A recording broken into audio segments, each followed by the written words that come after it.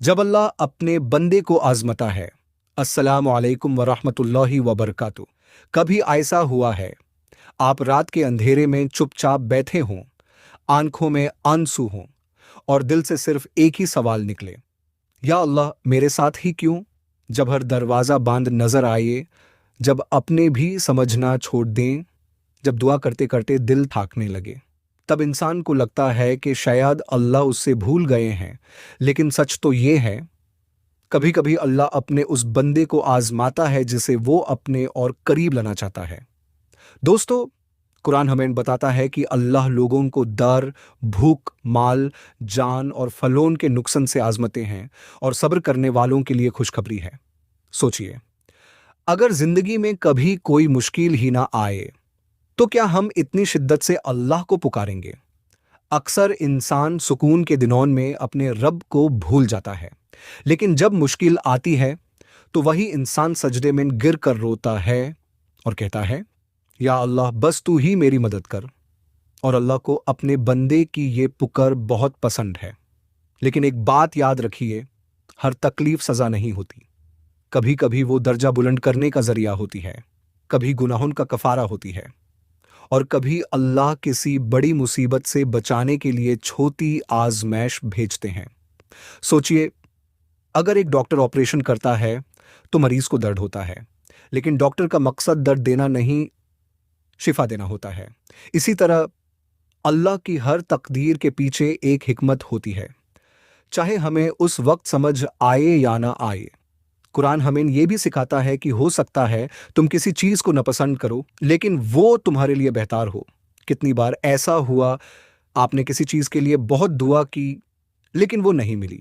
बाद में पता चला, अगर मिल जाती तो शायद नुकसान होता। यही अल्लाह की हिकमत है।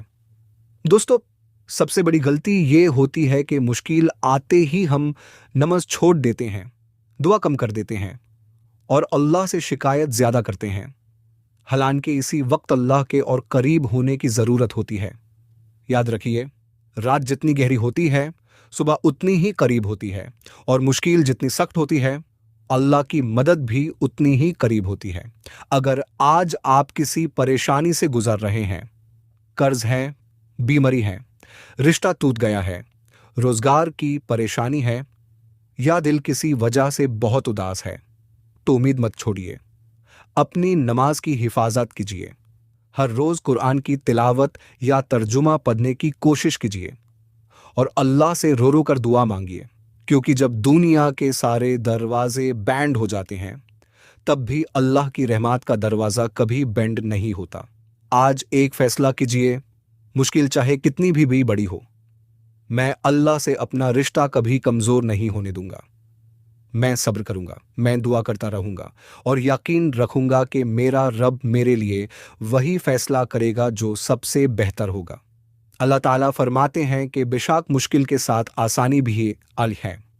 इसलिए अपनी जिंदगी की हर आजमेश को अल्लाह के करीब आने का जरिया बनाइए।